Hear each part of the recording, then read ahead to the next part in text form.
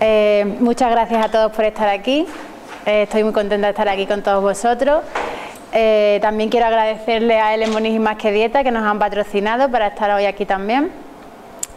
Y bueno, dicho esto, voy a presentarme porque hay algunos que no os conozco. Mi nombre es Rosa López Moniz, me licencié en Biología en la Universidad SEG en 2004 en la especialidad molecular.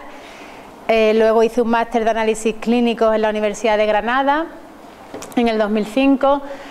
2006 hice un máster de nutrición y dietética en la Universidad de Valencia. Luego estuve formándome con mi padre, que es un médico también, internista endocrinólogo de Huelva.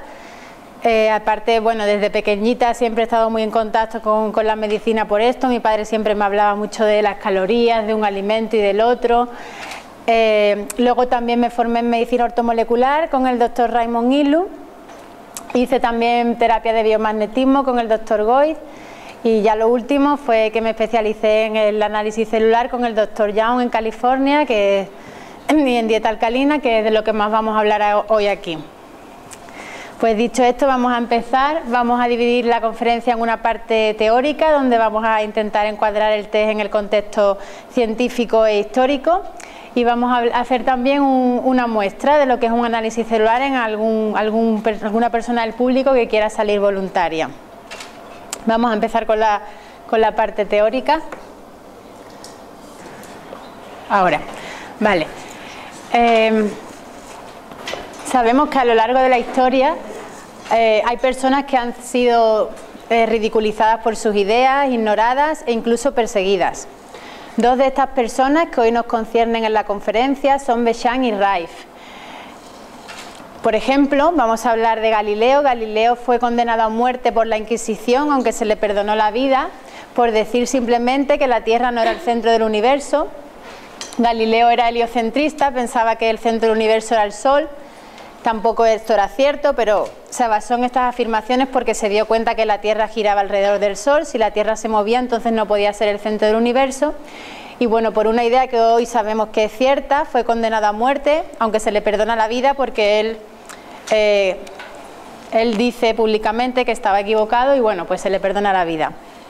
Vamos a hablar de Béchamp porque es el padre del pleomorfismo, pero antes os voy a hablar del monomorfismo porque es más fácil que entendáis así ahora el pleomorfismo. El monomorfismo es una teoría cuyo descubridor, quien nos habla de esta teoría, es Louis Pasteur, que es un científico francés del siglo XIX.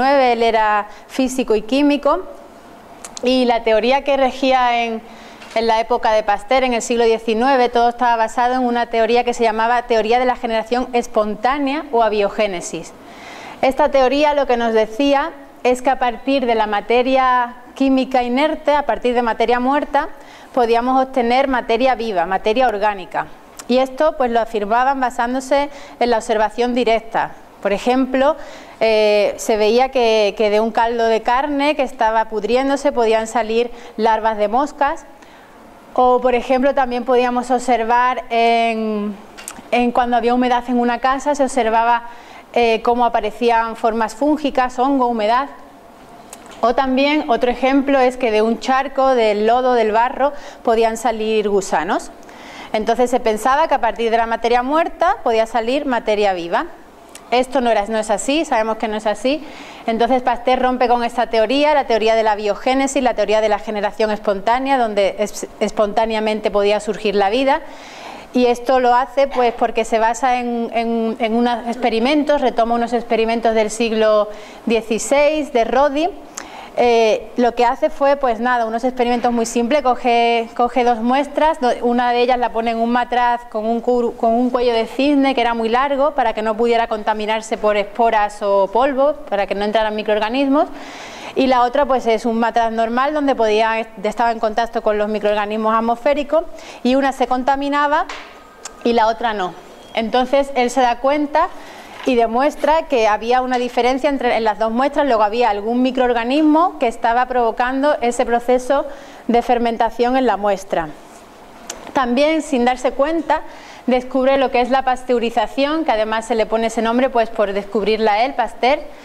La pasteurización es una técnica que la usamos mucho ahora, donde por una alta temperatura podemos descontaminar de microorganismos un alimento. Eso también lo hace pues sirviendo el vino, cogió 2 muestras de vino, fue muy criticado porque iba a hervir el vino, pero lo que consigue con esta técnica es que para el proceso de fermentación y el vino dejó de envejecer. Entonces también demuestra que ese vino había microorganismos que estaba provocando que fermentara a través de estos microorganismos.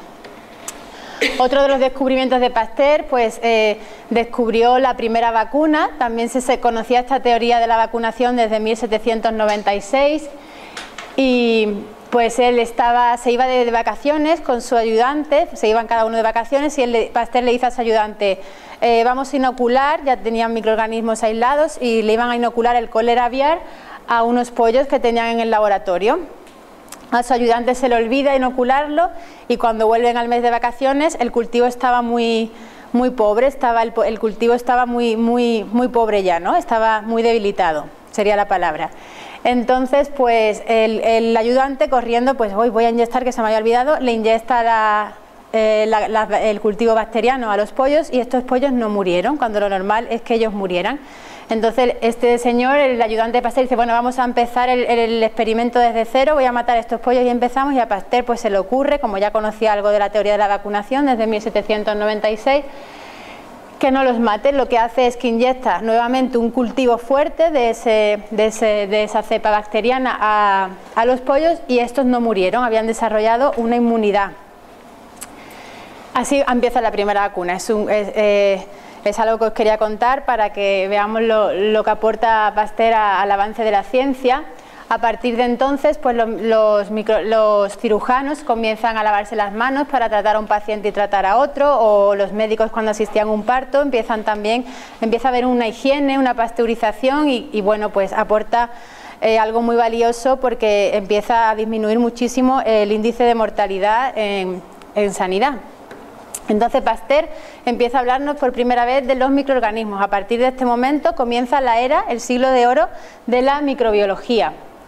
Y bueno, pues quien se va a beneficiar mucho de todo esto es la industria farmacéutica, pues si la infección va a depender del medio externo, son microorganismos los que nos invaden y provocan la enfermedad, pues vamos a empezar a vender antibióticos, empezamos a crear pues las armas que nos destruyan estas infecciones, pues antibióticos para prevenirlas, vamos a usar las vacunas, en el caso de que cojamos esta infección pues tenemos los antibióticos y bueno, pues las enfermedades que no son infecciosas vamos a catalogarlas como autoinmunes y para estas pues vamos a usar corticoides o inmunosupresores del sistema inmunológico.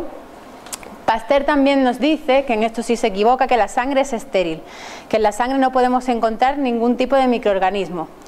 Él va a considerar la enfermedad como el efecto visible de una causa que puede ser eliminado.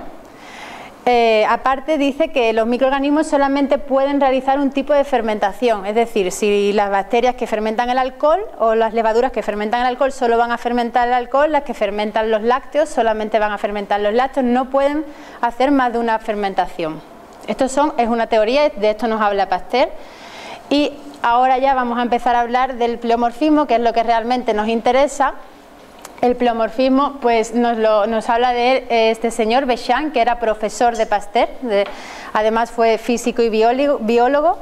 Él era profesor de química y farmacia en la Universidad de Montpellier, también es del siglo XIX.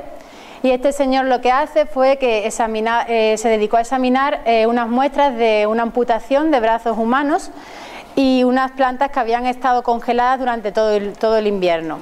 Y lo que observa es que sin ninguna influencia del medio externo, las plantas congeladas no estaban en contacto con el medio externo, estas muestras se contaminaban. Con lo que no solamente entonces para que tengamos una enfermedad vamos a necesitar de microorganismos atmosféricos, sino que había algo también internamente que podía desestabilizarse, desequilibrarse y producir la enfermedad. Él nos habla de microorganismos pleomórficos. Pasteur hablaba de monomórficos porque decía que solamente podían tener una forma, es decir, si una bacteria es un coco, es redondita, siempre va a ser un coco, o si una bacteria es un bacilo, una bacteria con forma de bastón, solamente va a ser un bastón. El pleomorfismo nos habla de seres que tienen más de una forma. Pleo significa mucho, mor significa forma. Entonces Bechamp nos habla de organismos que van a cambiar de forma según el ambiente en el que se encuentre. Lo que determina que tenga una forma u otra es el ambiente. Otra forma de definir pleomorfismo es la capacidad que tiene una célula de mutar, según también el ambiente en el que se encuentren. Y otra definición que nos da el Dr. Young, profesor mío, es que el pleomorfismo está muy ligado a la célula sanguínea, al hematíes, al glóbulo rojo, y es la capacidad que tiene esta célula de transformarse en otra célula según la necesidad que haya interna en el cuerpo. Por ejemplo, si nos hacemos una lesión y empezamos a sangrar, este hematíes sería capaz de transformarse en plaquetas, en células de la coagulación. O, por ejemplo, si tenemos un trastorno muscular y necesitamos nuevos miocitos, células musculares, este hematíes sería capaz de transformarse en un miocito o así con todas las células del cuerpo, astrocitos, que son células nerviosas. Esto no está demostrado, es una teoría, pero realmente, si lo pensamos, la célula sanguínea es la única célula que es universal, que está en todos los tejidos. La sangre va a pasar por todos los tejidos, corazón, hígado, riñones. Y yo lo que sí puedo decir es que en el análisis celular la calidad de esta célula, de la sangre, de la serie roja, es directamente proporcional a la salud del paciente. Seguimos avanzando, vamos a introducir el concepto del ATP, la célula, el fin de una célula. Sí. ¿Qué es lo que es directamente proporcional? La calidad de la sangre roja, de la calidad del hematíes, del eritrocito, es directamente proporcional a la salud del paciente. Es decir, si tenemos una sangre ácida, enferma, unos glóbulos rojos con mala forma, el núcleo no está bien formado, pues ese paciente va a estar más enfermo que si la calidad de la sangre roja es buena, ¿vale? Depende mucho la oxigenación de cómo tenemos la sangre y el oxígeno es directamente proporcional a la alcalinidad. Bueno, el fin de toda célula es conseguir ATP. El ATP es la molécula de la energía, ¿vale? Si medimos la energía celular, la célula necesita una energía para realizar muchas funciones, pues secreciones hormonales dependen de la energía, la circulación, el corazón necesita energía para bombear la sangre, contracciones musculares también necesitan energía. Bueno, todas las células lo que quieren es obtener ATP para poder realizar su metabolismo normal. El ATP es una sustancia, es una molécula que tiene un carbono, es una pentosa, es lo azul, es la molécula del carbono, una ribosa en concreto, que está unida a 3 moléculas fosfatos, que son estas de aquí, las amarillas, y a una base nitrogenada, la adenina. La energía la vamos a obtener cada vez que rompemos un enlace de fosfato. Entonces, cada vez que se rompe un enlace de estos, se obtiene muchísima energía. Esa es la forma en la que la célula obtiene la energía. Esto os lo cuento porque es importante que nombremos a este señor, Otto Henry Warburg. Él fue premio Nobel, de Medicina en 1931 porque descubre el modo de acción de la cadena respiratoria, que es en realidad la principal causa del cáncer. Este señor hizo una serie de experimentos y se dio cuenta de que una célula aeróbica, os voy a explicar rápidamente lo que es una célula aeróbica. Nuestras células, nuestro cuerpo está formado por células aeróbicas, que son células que necesitan oxígeno para respirar. Nosotros tomamos el oxígeno del aire y realizamos una serie de reacciones bioquímicas dentro de la mitocondria para obtener energía. O sea, nosotros respiramos para obtener ATP. El aceptor final de electrones de esa cadena, de esa serie de reacciones bioquímicas, es el oxígeno en una célula aeróbica. En una célula anaeróbica, el aceptor final de electrones no es una molécula como el oxígeno, sino que es otra molécula inorgánica, como por ejemplo el sulfato, carbonato, pueden ser diferentes. Y una célula fermentativa, que eso sí nos interesa también mucho hoy aquí, es la célula que no utiliza oxígeno ni ninguna molécula inorgánica, sino que el aceptor final de la reacción es una molécula orgánica. Por ejemplo, el piruvato podría ser un ejemplo. Entonces, este señor lo que hace es que priva esa célula aeróbica, esa célula dependiente de oxígeno, la priva del 35% del oxígeno necesario para que ella respirara y por tanto obtuviese su energía durante unas 48 horas o más, y lo que observa es que esta célula era capaz de transformarse en una célula fermentativa o una célula ácida. También la podemos llamar para que vayamos entendiendo la enfermedad. Aquí podemos observar el ciclo de la obtención de energía celular. nosotros tomamos glucosa por medio de los alimentos, la vamos a degradar, obtenemos glucosa, que es lo que llega a la célula. El sistema digestivo se encarga de realizar una serie de reacciones digestivas. La glucosa va a atravesar la membrana, entra al citosol y por glucólisis, que es una rotura de glucosa, una molécula de 6 carbonos, que es la glucosa, se divide en 2 moléculas de 3 carbonos, que es el piruvato. Entonces, si todo marcha bien, la célula aeróbica tiene oxígeno, hemos comido, tenemos glucosa, pues ¿qué hace con ese piruvato? Lo mete en la mitocondria, que es esto de aquí, que es un orgánulo celular, y va a realizarse un ciclo que se llama ciclo de Krebs o ciclo de los ácidos tricarboxílicos. Va a realizar una serie de reacciones con el fin de obtener ATP, energía. ¿Vale? Aquí tenemos el ATP. El producto de desecho de esta reacción va a ser dióxido de carbono, que lo vamos a expulsar por exhalación, y agua, que la vamos a usar para muchas reacciones metabólicas del cuerpo. ¿Y qué obtenemos? Mucho ATP. Con glucólisis y ciclo de Krebs vamos a obtener 36 ATP de balance final. Eso es bastante energía. Si la célula está en un ambiente privado de oxígeno, ácido, anaeróbico, se tiene que defender. Ella quiere obtener energía porque si no, muere. Entonces, ¿qué hace? Pues recuerda que hubo una época en que fue una célula fermentativa y es capaz de transformarse en célula fermentativa, dejar de respirar y empezar a fermentar. También obtiene ATP, lo único que obtiene es solamente 2 ATPs. Aquí obteníamos 36. La diferencia es de 18 ATPs menos. No le interesa. Si una célula quiere obtener energía de forma rápida, lo que le interesa es respirar. Es aeróbica. Eso, por ejemplo, en fermentación, para que lo entendáis, entramos cuando estamos haciendo un ejercicio muy intenso y tenemos agujetas, pues es el ácido láctico, que es el producto de desecho, el lactato, que es la forma iónica del ácido láctico, y es un ácido que es muy acidificante, obtiene energía, sí, pero también obtiene una sustancia de desecho, un metabolito celular que es muy acidificante y va a provocar una serie de cambios en el ambiente celular. Entonces, nos interesa respirar. Aerobiosis, oxígeno. Sabemos que las células que no utilizan oxígeno jamás desarrollan cáncer. Por ejemplo, la córnea, las células de la córnea, del cristalino, de ciertas regiones de la retina, pues jamás desarrollan cáncer. Solamente dependen de la glucólisis, de la rotura de glucosa. Aquí podemos ver entonces una dependencia de la cantidad de oxígeno que hay en el ambiente con el cáncer. Si no tenemos oxígeno, la célula va a luchar por sobrevivir y se va a convertir en una célula fermentativa o una célula cancerígena. La célula cancerígena es una célula que se ha vuelto fermentativa porque no tiene oxígeno. También sabemos que la falta de oxígeno y la acidosis son las dos caras de una misma moneda. Cuando no tenemos oxígeno, vamos a echar ácido láctico como metabolismo de desecho y entonces la falta de oxígeno va a provocar acidez. En cambio, si tenemos oxígeno, vamos a traer la alcalinidad, lo contrario, que digamos que es el estado de salud. Para que nos encontremos bien tenemos que tender hacia la alcalinidad. La sangre tiene un pH de 7,365. 7 sería neutro, 7,3 es alcalino, hacia abajo es ácido. Entonces lo que buscamos es subir el pH hacia arriba.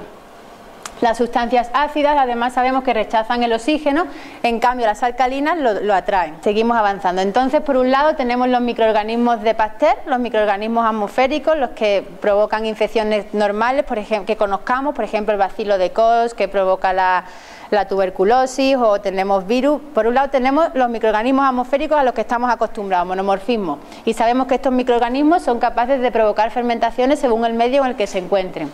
Y por otro lado, volvemos al pleomorfismo, después del paréntesis que hemos hecho del ATP para que entendiéramos esto.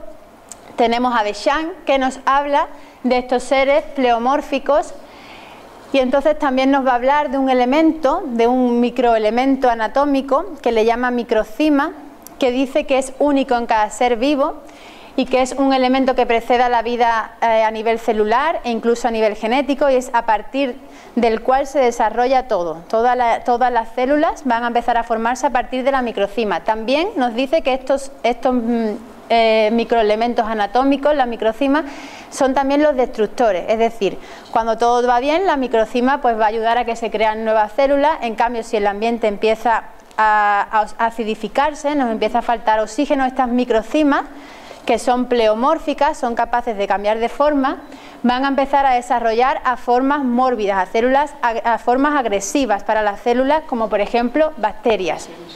Entonces, si todo va bien, la microcima ayudaría al proceso de regeneración celular, pero si empezamos a acidificarnos por muchos motivos, esta microcima es capaz de volverse mórbida y afecta al interior. Entonces tenemos por un lado las infecciones externas, que sabemos que existen, pero Bechand nos añade a lo que Pasteur nos decía, que también hay algo interno, y esto lo llama la microcima.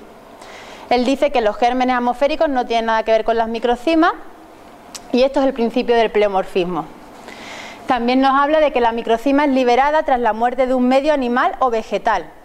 Cuando el ser muere, la microcima sigue estando, ¿vale? Es una partícula que está incluso después de la muerte. Es el comienzo y el final. Es el comienzo y final de toda organización, es un elemento fundamental por el que están constituidos constructores y destructores, es único en cada ser vivo y es el único elemento biológico que es no transitorio. Siempre está. Entonces, si todo va bien, si estamos en un ambiente alcalino, la microcima pues va a ayudar a una fermentación regular. Necesitamos a veces realizar fermentaciones, pero de un modo controlado. En cambio, si tenemos falta de oxígeno, acidez, fermentación, la microcima va a evolucionar a formas mórbidas que Bechand dice que se puede convertir en bacterias solamente, porque vamos a ir avanzando y ahora veremos que se convertir en otras formas más evolucionadas aparte de bacterias. Existen procesos que están mediados por microcimas y por enzimas también, como por ejemplo la lisis celular. Sabemos que tiene que ver mucho con la fermentación de microcimas cuando una célula se rompe. Es muy sensible a cambios bioenergéticos y bioquímicos, la microcima siendo una de las más importantes el pH, es decir, una variación mínima de pH va a dar lugar a un cambio de esa microcima, a otra forma mórbida. Entonces, ¿la infección es interna o es externa? ¿Pasteur o Bechand? Pues yo diría que hay que unirlo a los dos, que por supuesto hay microorganismos ambientales, microorganismos atmosféricos, que podemos pues contagiarnos cuando alguien está resfriado. Es verdad que hay infecciones que las hay, lo sabemos, pero también tiene que haber alguna diferencia, puesto que hay personas que enferman con mucha frecuencia y otras que no enferman nunca, o hay personas que ante una misma enfermedad reaccionan de una forma. Una persona puede llevarse resfriada un mes, o una persona esa misma infección, ese mismo virus le puede durar 1 o 2 días. Entonces tiene que haber algo que puede ser esta microcima que diferencie a un paciente del otro, porque además no siempre que nos exponemos a algo enfermamos, va a depender de cómo está el sistema inmune. Entonces, por ejemplo, cuando el pez está enfermo, lo que hacemos no es mandarle un montón de medicinas a ver si lo recuperamos. Lo primero que hacemos es oxigenarlo, ¿cómo? Cambiándole el agua, el medio en el que vive. Tenemos que empezar a trabajar más con el medio y olvidarnos tanto de los síntomas. O de igual manera, cuando una planta tiene unas hojas amarillas, lo que vamos a hacer no es coger un rotulador y pintar esa planta de verde, sino vamos a regar la raíz y a través de la hidratación de esa planta por otro órgano, que no es el que supuestamente estaba enfermo, esa hoja va a empezar a florecer la planta y a recuperarse. Tenemos muchas confirmaciones ya hoy en día a lo que Bechand decía. Por ejemplo, ya hemos visto en 1914 se ve como un bacilo del anthrax, que es una bacteria que normalmente la encontramos en forma de bastón, pues se encuentra una transformación de esta bacteria en una bacteria en forma de coco, que es una bacteria redondita. También, según el Departamento de Agricultura de Estados Unidos, en 1916 demuestra que hay microformas diferentes de microorganismos según el ambiente en el que se encuentre.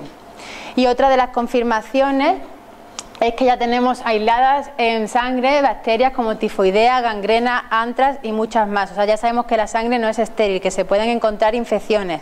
Pasteur nos decía que no, pero ya sabemos hoy en día que en eso no tenía razón.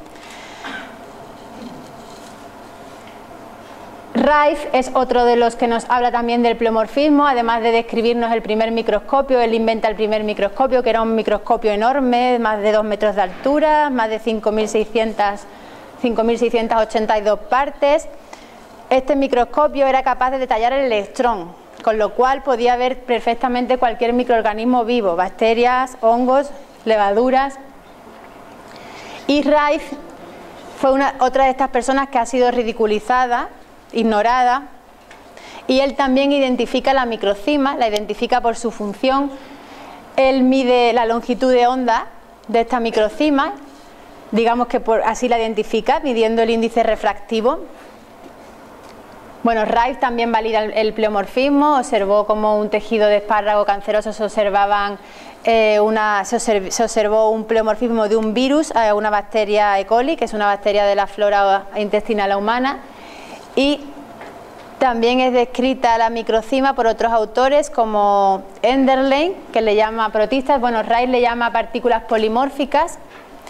Es que lo que ven, te vuelvo a eso, ellos ven que hay una transformación. Si vemos, por ejemplo, transformación, la microcima tiene un estado que ahora vamos a llegar, y hay otros estados de microcima que sí se ven, que ahora los voy a explicar, a lo mejor lo entendemos un poco mejor. Bueno, Reich también lo ve en 1930, describe unas partículas que les llama biones, y Gastón Nessel le llama somátidas, que es ya en 1959, un poco posterior. Ahora vamos a seguir con eso, pero voy a leer una cita de La Verdad que me gusta mucho, 3 citas de La Verdad.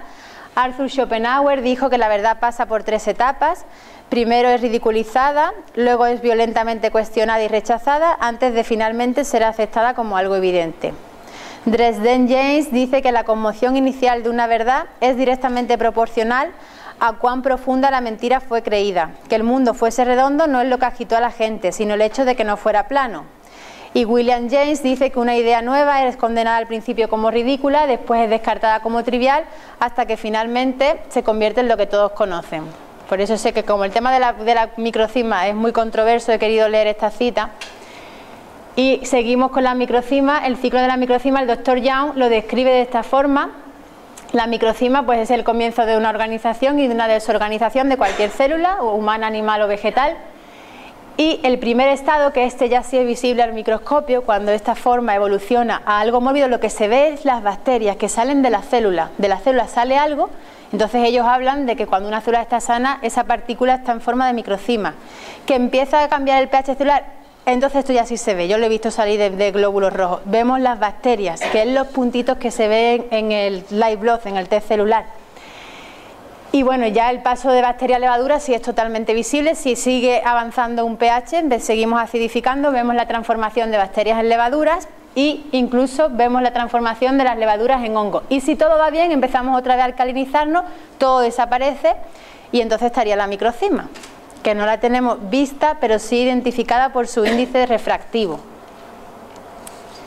Aquí es un esquema, lo que os aparece, que bueno, vamos viendo cómo cada vez como una bajada de pH va provocando que la célula humana, pues al bajarle más el pH se transforma en bacterias, si sigue bajando se transforma en formas de levadura y si sigue bajando aún más a 7,1. La diferencia es muy poco, de 7,3 a 7,1, o sea, cambios en el pH de décimas pueden provocar un proceso de acidificación que se puede ver en sangre. Esto es muestra de sangre de tejido, sí. Bueno, esto es... no, sí. Aquí voy a poneros un vídeo donde se observa un proceso de pleomorfismo. Esto es una bacteria en forma de bacilo, voy a darle al play, que se va a transformar en una bacteria en forma de coco. Aquí hay otra bacteria pequeñita, que eso a lo mejor lo que usted se ha creído que eran las microcimas, ¿vale? Pero son bacterias, es un coco, que va a tocar a esta y por un cambio físico de movimiento esta bacteria bacilar se va a transformar en un coco. Ahora lo podéis ver. Esto sí es de una sangre, que lo hemos grabado. ¿Esto qué sería, un bacilo? Esto es un bacilo, sí. Con 2 cabezas. Sí. Sí. Sí, en el análisis 2 veces me hicieron un análisis así y se veía muchos más puntitos de estos y al día siguiente seguían igual en movimiento. Es decir, a las 24 horas los glóbulos rojos ya se veían degenerados como estos. Sí, pero porque si es bacteria pues tiene alimento, mientras haya es un caldo de cultivo la sangre. Vale, hemos visto cómo tocaba la bacteria en forma de coquito pequeño al bastón y se está transformando en una bacteria en forma de coco mucho más grande que la otra. Tenemos muchos tamaños de bacterias.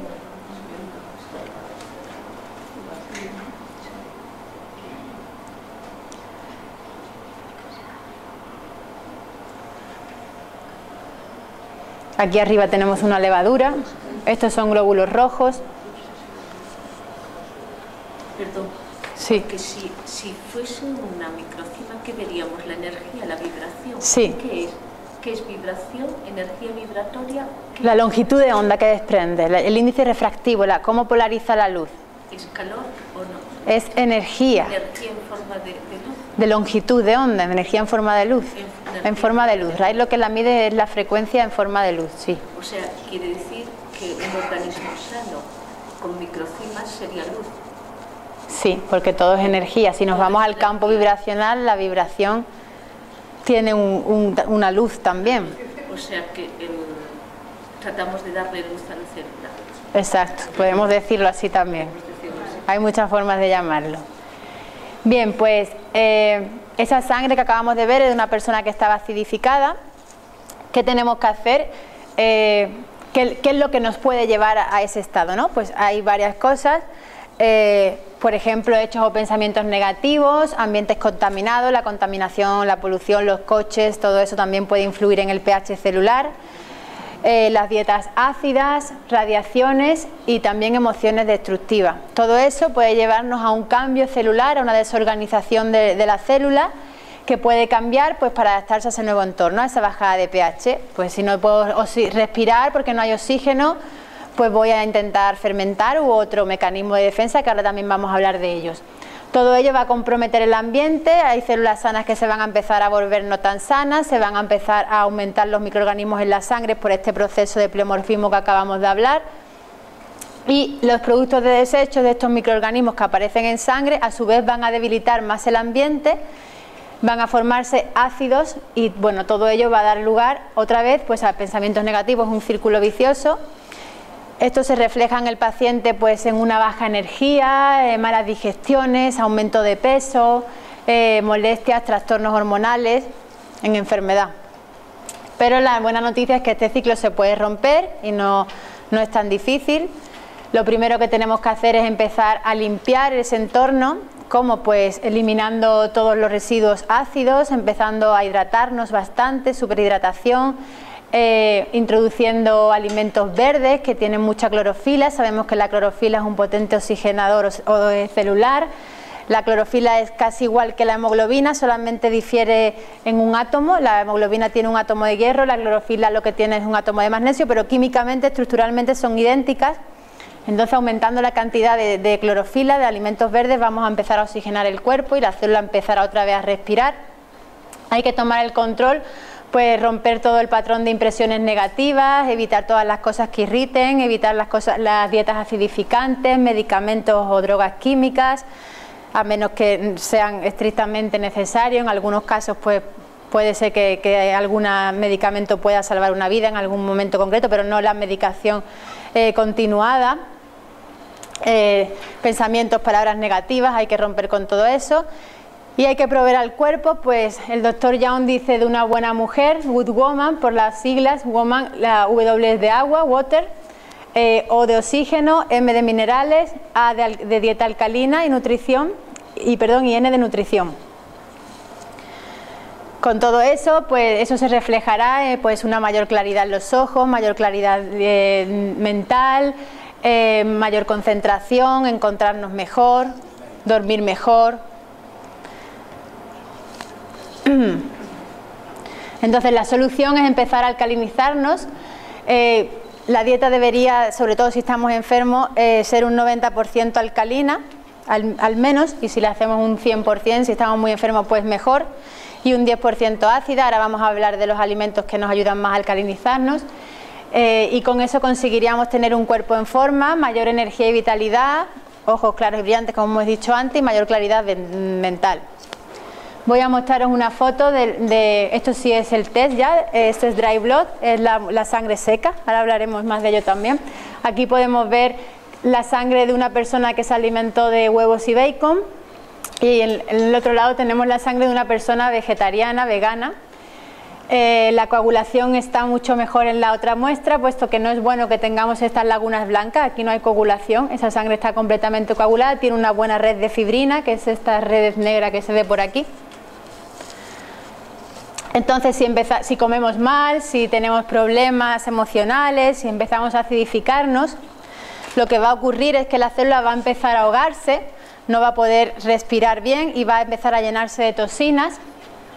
Y aquí vamos a hablar de Pischinger, que es un médico, histólogo y embriólogo austriaco, que nos habla, es el padre de la histoquímica, y nos habla del sistema básico o tercer sistema.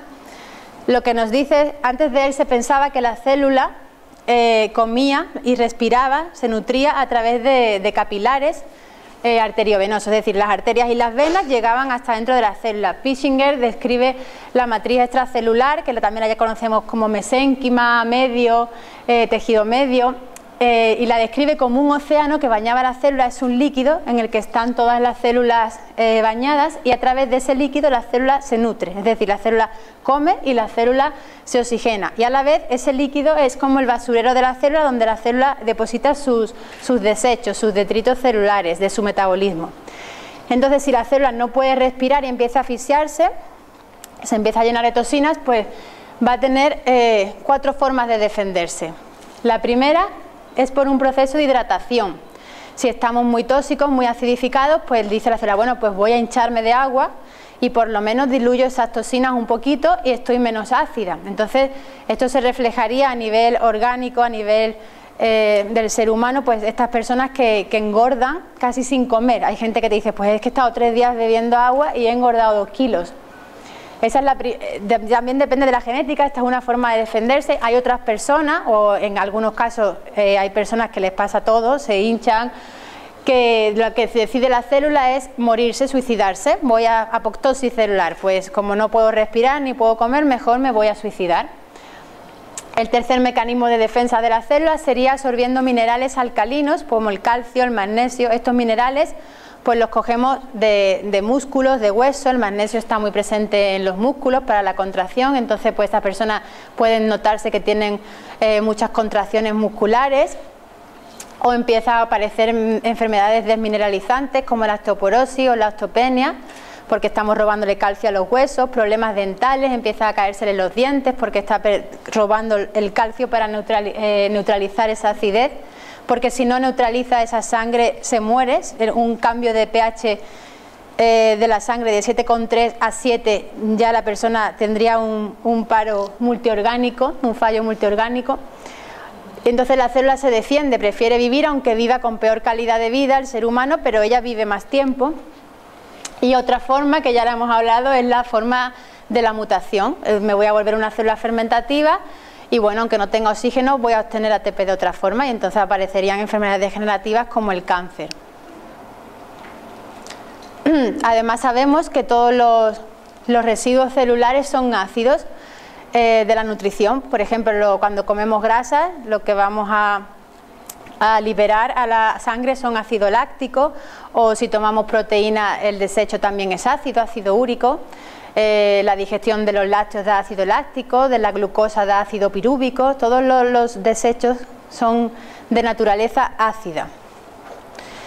Bueno, entonces ya que entendemos un poquito por qué enfermamos, más o menos hemos hablado un poco de la microcima, vamos a hablar ya de lo que es el test. Uno de los problemas que tenemos actualmente es que aunque tenemos muchos métodos para diagnosticar enfermedades, resonancia magnética, electrocardiograma, podemos explorar cualquier zona del cuerpo, cualquier centímetro cuadrado, pues tenemos cámaras, hacemos endoscopias, colonoscopias. Sin embargo, aunque podamos estudiar también el cuerpo humano por dentro, no podemos llegar al origen o a la causa de las enfermedades. Para ello, este test nos va a ayudar mucho. El test va a tener 2 partes. Vamos a analizar la sangre viva, live blood, sangre viva, o dry blood, que es sangre seca. En el live blood observamos la sangre tal cual, no vamos a utilizar ningún colorante para teñir nada, ni le vamos a someter a un proceso físico de movimiento o spin. Utilizamos la muestra tal cual, la extraemos del paciente y la miramos inmediatamente al microscopio. El test de la dry blood también se conoce como HLBO, por las iniciales de sus descubridores. Las 2 primeras, H y L, son el doctor Eitan. ¿La HLBO es la sangre seca o la sangre viva? Es dry, es la seca. HLBO es sangre seca. Este test lo empieza a describir Eitan, que es un alemán que sobre la década de los 50 empieza a hablarnos de la coagulación de la sangre, cómo se cambiaba, cómo se alteraba si esta persona sobre todo tenía un cáncer. Empieza a estudiar la coagulación en el proceso cancerígeno. Y Eitan también, que es discípulo suyo, continúa con sus investigaciones después de... Perdón, Lagarde, siempre digo al revés. Luego, en la década de los 70-80, aparece Bradford, que él es un estadounidense de California, y este señor le da un nuevo enfoque al test porque empieza a estudiar la coagulación en cualquier enfermedad. Los cambios que se observaban no solamente en enfermedades degenerativas como el cáncer, sino en artritis, artrosis, otro tipo de enfermedades. Y luego Oswald, en la última letra, la O, porque introduce nuevamente el test en Europa. También se conoce como HLB. Hay muchas personas que no introducen la O. Lagarde tuvo que huir de Francia. Sí. Está en Italia. Sí. Vale. Lo que Bradford aporta al test, la letra B, es que sabemos que la coagulación tiene dos etapas: la vía intrínseca, que depende sobre todo de la circulación, y la vía extrínseca, que está más relacionada pues con lesiones físicas. Cuando nos hacemos una herida, pues la coagulación que se produce en las plaquetas van ahí a esa zona para coagular. O esta vía también de la coagulación, la vía extrínseca, se ve también muy afectada por los radicales libres, ¿vale? ROS o especies reactivas de oxígeno, es decir, acidez. Y también por bacterias, se ve muy afectada la vía de coagulación extrínseca. Lo que nosotros observamos sobre todo, cuando la sangre está en estado líquida, tenemos una proteína que es el fibrinógeno. Cuando coagula, lo que vamos a observar es fibrina, que es la red negra que hemos visto en las muestras. Si esta persona está enferma, la red de fibrina se ve rota y bueno, y se ven muchas lagunas blancas, no está coagulando bien. Y bueno, y más cosas, que eso ya tendríamos que entrar más en profundidad con el test. Lo que hacemos es coger una gota de sangre por punción capilar, que es lo que ha salido antes, con el del paciente, le damos un pinchacito simple como si fuéramos a hacer un test de glucosa, ¿vale? Un pinchazo en el dedo. Vamos a tomar una gota, la ponemos en un porta, le ponemos un cubre, un poco de aceite de inmersión y la miramos a microscopía al máximo aumento, a más de 1000 es el objetivo de 1000 aumentos. Vamos a observar la sangre. Lo primero que vemos pues son glóbulos rojos. También podemos encontrarnos con todos los tipos de glóbulos blancos, linfocitos, neutrófilos, eosinófilos, basófilos y plaquetas. El plasma también, vamos a observar si en el plasma está limpio o está sucio, si hay cristales de colesterol, ácido úrico, salato. Vemos todo tipo de cristales, nicotina, metales pesados también podemos ver. En Live Blood también podemos encontrar infecciones, vemos bacterias nadando en sangre. Los virus no los vemos porque son demasiado pequeños, virus no los vemos con este microscopio, pero sí podemos ver, por ejemplo, que hay muchos linfocitos, podemos ver signos de que hay alguna infección viral. También vemos levaduras, hongos, parásitos. El Live Blood nos da información sobre todo de los 4 últimos meses, de cómo ha estado la persona comiendo o bebiendo en los últimos 4 meses. Y el Dry nos da información desde la infancia. En la sangre seca sí podemos ver más allá, ¿no? Un poquito más atrás. Tenemos que tener en cuenta circunstancias que pueden alterar la sangre, como son la menstruación en caso de mujeres, o si esta mujer está embarazada o menopáusica también se puede haber alguna alteración. Si la persona viene de hacer algún esfuerzo físico importante, ejercicio, también puede haber un cambio porque se oxigena más, como ha hecho falta por el ejercicio. Si está tomando medicamentos, corticoides, por ejemplo, alteran mucho la sangre, la quimioterapia también. Sabemos que no es una ciencia exacta, todavía queda mucho por descubrir, seguimos investigando. No diagnosticamos enfermedades, es decir, no vamos a ponerle un nombre a una enfermedad. Nosotros vemos factores de riesgo, no vamos a saber si hay una alergia exacta a algo, pero sí podemos ver que hay intolerancias alimenticias, vemos signos, no podemos poner artritis reumatoide o lupus, pero sí podemos ver que hay una patología de piel o de articulaciones. Se puede observar muchas cosas, por ejemplo, las alergias alimentarias que ya hemos dicho, los radicales libres se ven muy bien porque no coagula bien la sangre. Vemos cristales de colesterol, oxalato, estrés de muchos tipos, adrenal, hepático. ¿Los metales pesados? Sí, se ven en el dry, en la sangre seca, a veces también se ve algún metal en la viva, pero en la sangre seca, como tienen un peso muy pesado, coagulan en la periferia y se ven las manchas negras.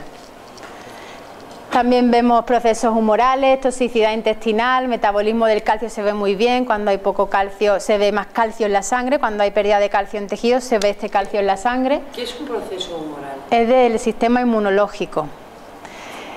trastornos hormonales, linfáticos, musculares. También podemos observar cómo le está yendo a una persona un tratamiento. Si le ponemos un tratamiento hoy y queremos ver a los 4 o 5 meses si esto está dando resultado, pues le vemos la sangre. Si vemos una mejoría en las células, pues esto está yendo bien. Si vemos que no hay cambio, pues lo podemos cambiar. Eso me gusta mucho del test. Ahora os voy a enseñar una foto de lo que sería una sangre sana de live blood, de la sangre viva. Aquí vemos los glóbulos rojos bien formados, con una separación entre ellos perfecta, el plasma está limpio, la circulación está bien. Y aquí podemos ver la sangre de una persona con peor circulación. Aquí se observan los glóbulos rojos en cadena, parecen como pilas de moneda. Han perdido la carga de la membrana por la acidez y entonces se unen. Y aquí podemos ver una muestra de dry de la sangre seca, bien, con una buena red de fibrina, casi sin ninguna alteración. Aquí hay un poquito, una inflamación pequeñita porque no ha coagulado bien, pero es leve.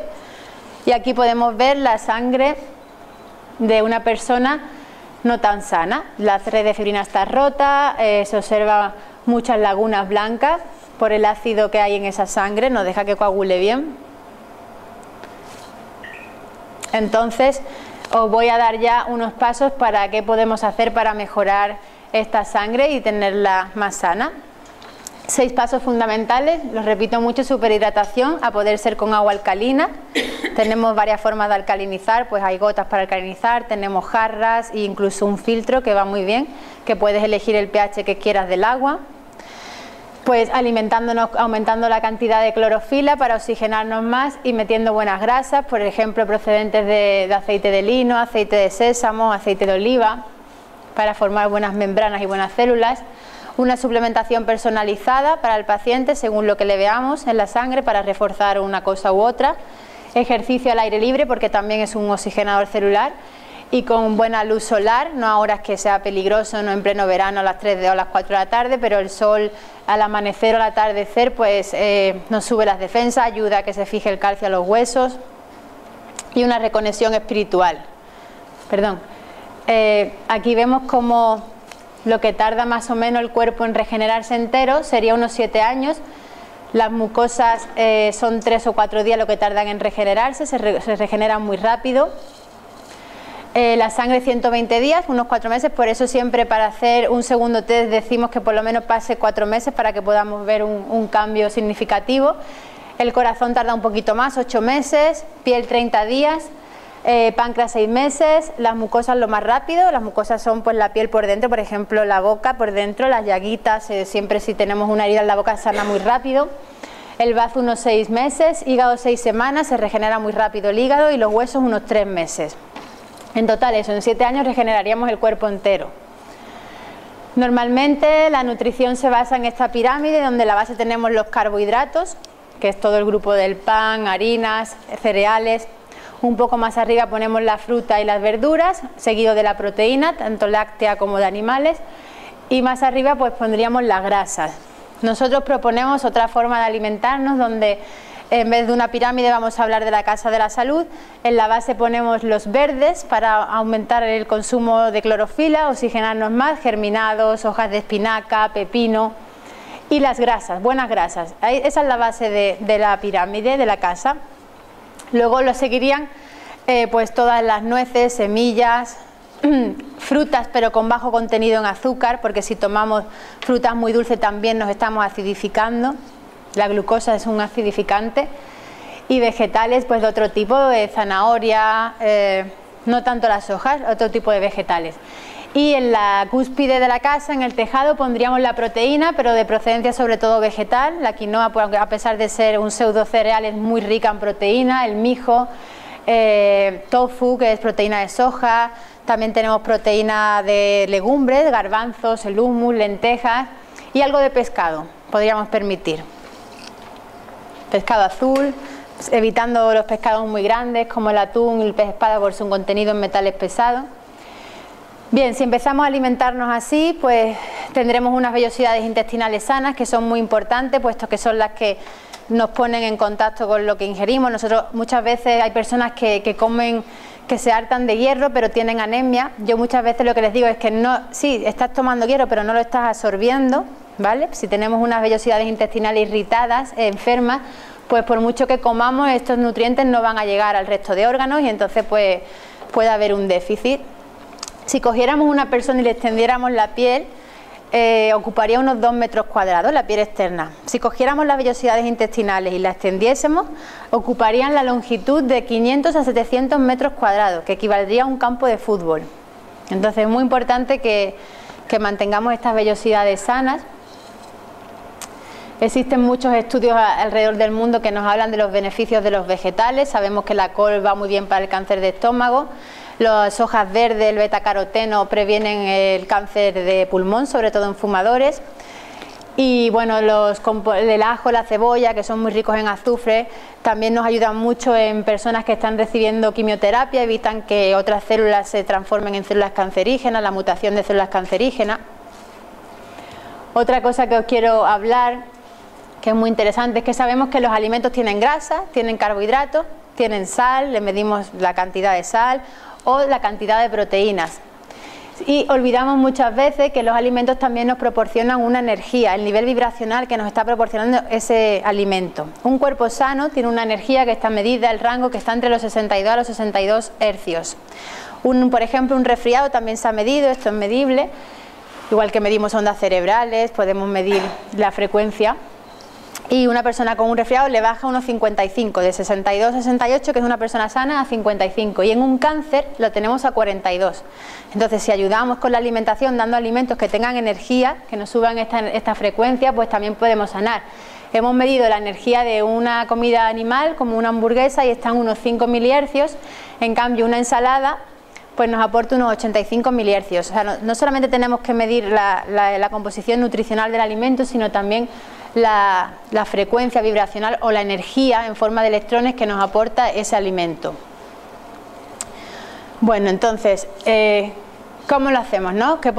Vamos a dar una base para ir sustituyendo, pues zumos azucarados y zumos naturales también hay que tener con algunos cuidados, porque la naranja tiene mucha glucosa. Yo recomiendo mejor el zumo de pomelo, que tiene mucha menos azúcar. Lo podríamos sustituir, por ejemplo, con zumo verde. Esta tal vez es la parte que más cuesta, porque el zumo verde pues al principio tiene un sabor un poco más fuerte, es más desagradable, pero poco a poco de verdad que nos vamos acostumbrando. Al principio le podemos echar, por ejemplo, una manzanita para darle un sabor más dulce y bueno, pues hojas de espinacas, pepino, todo lo que sea verde que vayáis a tirar, las hojas de la zanahoria que sobran, todo, las hojas de la remolacha que son moradas y verdes, también las podemos echar en el zumo. Ese sería el primer paso. Estamos hablando de zumos, no de batidos. Sí, yo hablo más de zumo porque quiero que aumente la clorofila. El batido tiene más fibra, entonces el paciente se va a hartar antes. La cantidad de clorofila que puedes tomar quitando la fibra es mucho más alta que si lo tomas batido. Pero bueno, el batido también serviría, también depende de cada paciente. Si una persona necesita muy enferma y necesita mucha clorofila, pues mejor que se los meta licuados. Es la terapia Gerson, ¿no? Por ejemplo, sí. Pero la terapia Gerson mete muchos zumos de fruta, entonces sí, sí mete mucha fruta. Yo pienso que si estás enfermo, muy enfermo, mejor quitar un poco la fruta y tomarlo más de verduras. El pan blanco refinado lo podríamos sustituir y con levadura por panes sin levaduras integrales, de cereales que no sean el trigo, por el gluten, que es muy irritante para las vellosidades, por ejemplo espelta, avena, que es muy suave para el intestino, o cereales también para el desayuno, de quinoa, mijo. La proteína, pues animal, la sustituimos por almendras, que son ricas en proteína, legumbres, cereales como el mijo o la quinoa, que hemos dicho antes que también tiene un buen aporte de aminoácidos, de proteína. La leche animal la podemos sustituir fácilmente por leches vegetales, esto es fácil, hay leche de almendra, de arroz, de soja, de avena, de espelta, hay montones de leches vegetales, cada uno que busque la que le guste. No soy muy partidaria de la leche sin lactosa porque la caseína, que es la proteína de la leche, se mantiene y también es muy irritante.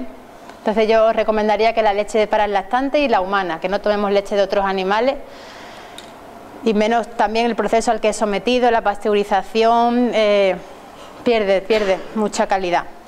Y luego el azúcar y los productos azucarados, dulces, chocolate, helados, pues la podemos sustituir por frutas con moderación y de bajo contenido en azúcar, evitándolas por las noches porque provocan más fermentación, la digestión es más lenta por la noche.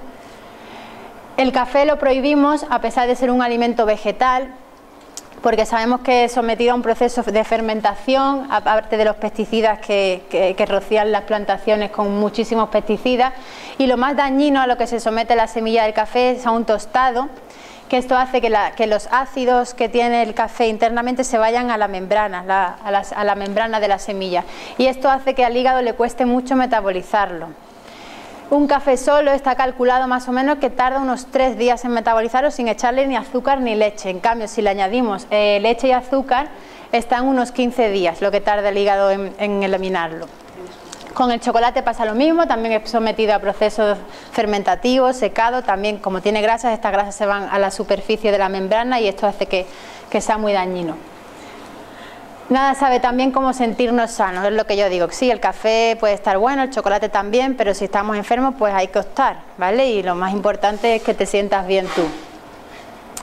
Sabemos que la composición del cuerpo es entre un 2% vitaminas, 7 proteínas, 20 grasas, 70% agua en una persona adulta, la mayor parte es agua, y 1% solamente azúcar. Por lo tanto, lo más importante es que tomemos buenas aguas, buenas grasas, algo de proteína, vitaminas y minerales, por supuesto también, y el azúcar poquita, y solamente para el proceso sobre todo de la energía, pero bueno, aunque no tomemos glucosa, sabemos que hay enzimas de sobra para que el cuerpo transforme cualquier alimento que tomemos, ya sea grasa o proteína, en glucosa, que es la energía celular. Hay que diferenciar entre azúcar y glucosa, no es lo mismo el azúcar blanca refinada que la glucosa, que es una molécula que el cuerpo utiliza para obtener energía por la ruta que hemos explicado antes, la glucólisis. No vamos a estar faltos de proteína, aunque basemos la alimentación en hojas verdes. Por ejemplo, hay animales como el orangután o la jirafa que tienen una musculatura muy bien desarrollada y solamente se alimentan de vegetales, de hojas verdes. Las hojas verdes son ricas en hierro, son riquísimas en calcio, betacarotenos, tienen todo el complejo B, vitamina A. En concreto, esto es la hierba de trigo, que es una hierba muy completa, tiene un 25% más de proteína que un filete de carne, es muy rica en proteínas. Además es muy rica también en la vitamina B17, que es muy anticancerígena, en la etril. También voy a hablar un poco de la carga patógena que tiene una comida animal. Cuando ingerimos alimentos de procedencia animal también ingerimos muchos microorganismos, esto se ve muy bien a microscopio. Cuando el paciente viene de haber comido carne o pescado vemos muchísimas bacterias nadando en la sangre. La leche pasteurizada pues encontraríamos más de 5 millones de microorganismos por taza, la mantequilla más de 7 millones, el queso más de 100 millones de microorganismos, helados más de 225.000, huevos 37 millones y medio. Y la carne, lo que más tiene, 336 millones por gramo. En promedio, cuando nos alimentamos de una comida animal, con carne o pescado, huevos, estamos ingiriendo una media de entre 750.000 a 1 millón de formas mórbidas por comida. Y esto, pues, hace que nuestro sistema inmunológico se active. Vamos a gastar mucha energía en eliminar estas toxinas que están entrando a través de la alimentación. En cambio, vamos a compararlo ahora con una comida vegetal.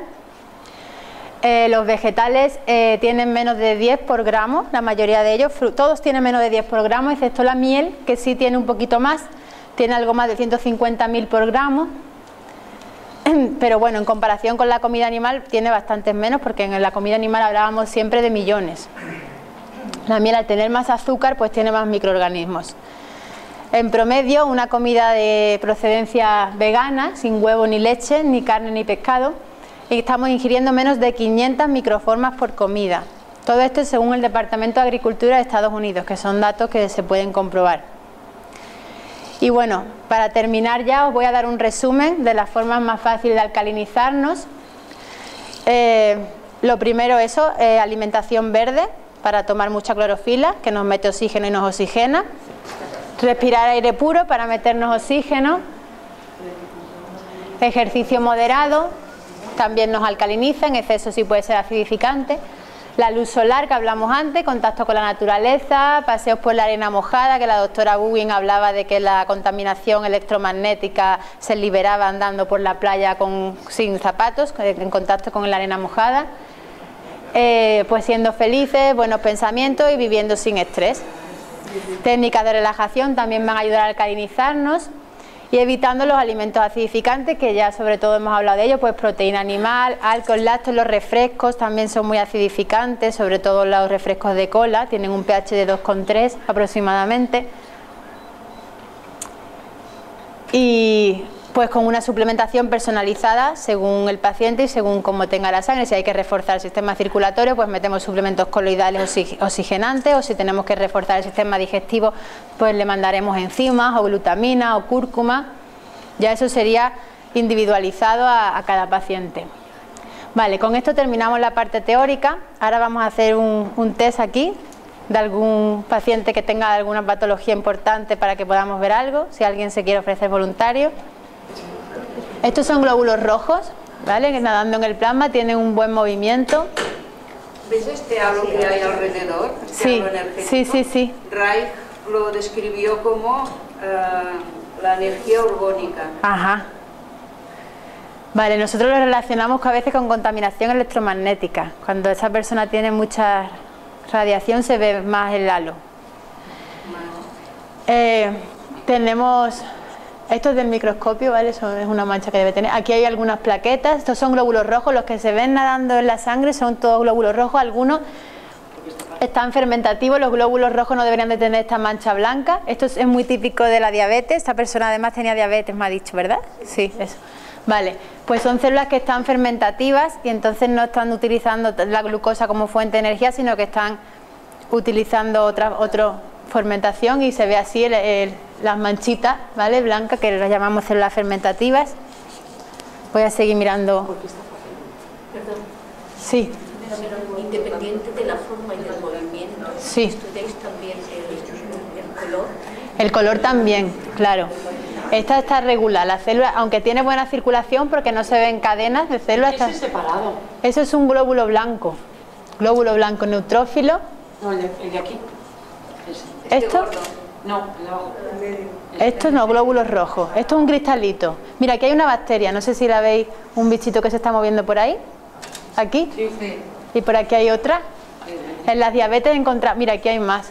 Se ven... ¿Y las partículas estas pequeñitas? Son bacterias, no es las microcimas. ¿Están Sí. pequeñas? Sí, son bacterias. Las tenemos desde ese tamaño hasta la que hemos visto antes. Son bacterias. ¿Y esto del centro? Esto es un glóbulo blanco, que es un neutrófilo. Aquí hay suciedad, si veis, y el glóbulo está intentando, el glóbulo blanco, en concreto el neutrófilo, tiene una función fagocitaria que engloba la suciedad. Es como la primera barrera de defensa de la sangre. El neutrófilo es el menos diferenciado, el que más, y está recogiendo esta suciedad que tiene ya por aquí, ¿vale? Además se ve muy bien cómo la actividad que tienen los gránulos dentro del glóbulo. Vamos a mirar un poquito más. Algunas formas del hematíes no están bien. Aquí se ve pleomorfismo porque están cambiando de formas por un entorno ácido, porque aunque no está muy mal la circulación, pues sí, este plasma debería estar más limpio, no deberíamos de ver bacterias en sangre. Solamente después de un almuerzo o una cena se pueden observar algunas bacterias, pero en 2 horas ya debe de haber desaparecido. Ahí se ven, pues eso, muchas bacterias. En las diabetes siempre solemos encontrar infecciones bacterianas. Casi siempre algún parásito, amebas también hemos encontrado. Amebas, sí. Sí. Aquello es otro glóbulo blanco, ¿no? No. Esto es muy grande para ser un glóbulo blanco. Esto le llamamos formaciones sálicas o simplaste hepático. Son toxinas, es un simplaste heterogéneo. Por aquí vemos muchas cosas. Hay cristalitos, pueden ser ácido láctico por el tono que tienen. El verde suele ser así el ácido láctico. Y estos son toxinas que no está dando tiempo a eliminar. Se le llama simplaste hepático o formación sálica. Puede indicarnos que hay una congestión del sistema digestivo que está muy relacionado con la diabetes. La diabetes es un problema del intestino o del páncreas, del tubo digestivo. Más bacterias, que tiene bastante, y aquí sí vemos un poquito. Las bacterias me cuestan de ver. Mira, aquí. Sí. Aquí vemos también un poquito de rouleau, la circulación en cadena.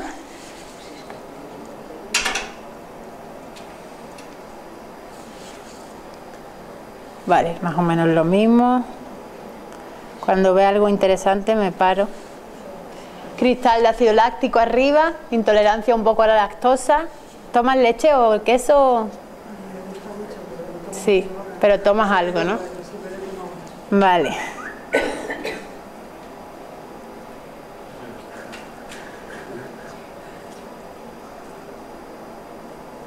Esto es una burbuja de aire lo que tiene aquí, que no es de ella propio.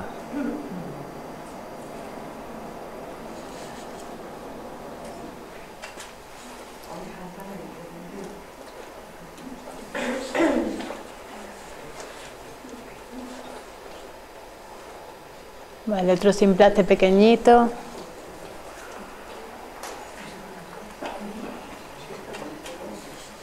Ahí hay otro glóbulo blanco, el grande, que tiene otra forma, también neutrófilo.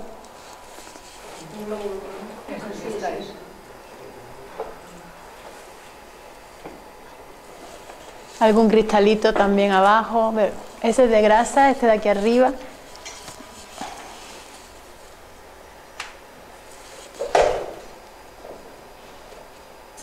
Lo que más le estoy viendo es que tiene alguna infección bacteriana porque se ve en toda la sangre. ¿Influye lo de las últimas 24 horas, la comida? Sí, claro que influye. Las últimas 24 horas, si ha tomado algo graso y la digestión está regular, se pueden ver. Sí, sí, sí. ¿Cómo es mejor la vesícula? Pues es mejor, no en ayunas totalmente, pero habiendo pasado por lo menos 3-4 horas desde la última comida y habiendo bebido bastante agua para que la sangre... ¿Te a la derecha que Sí, estoy enfocándolo. Es un glóbulo también blanco que tiene una vacuola grande dentro del citoplasma. No puedo ver qué glóbulo blanco es, porque al tener la vacuola tan grande tiene pinta de que era un eosinófilo, que es un glóbulo blanco que tiene el núcleo en forma de gafa, pero es un glóbulo blanco con una vacuola grande dentro. Aquí se ven las células mucho más nutridas que las del principio, que se veían las formitas blancas dentro, ¿vale? Estas células están un poquito mejor que las del principio. Ahí hay otro neutrófilo. Aquí se ven muy bien las bacterias. ¿Las veis? Todos los que están nadando en sangre. Neutrófilo también. Glóbulo blanco. Espera, no sé si es neutrófilo. No, es un eosinófilo. El núcleo, no sé si lo apreciáis, tiene como una formita de gafa, que es esto blanco de aquí. Aquí vuelve a verse las células fermentativas con el centro blanquecino. Tienen un poco del hierro bajo también cuando se ven así, por eso se ven más translúcidas, dejan pasar la luz. Mira, aquí hay una ameba. Sí.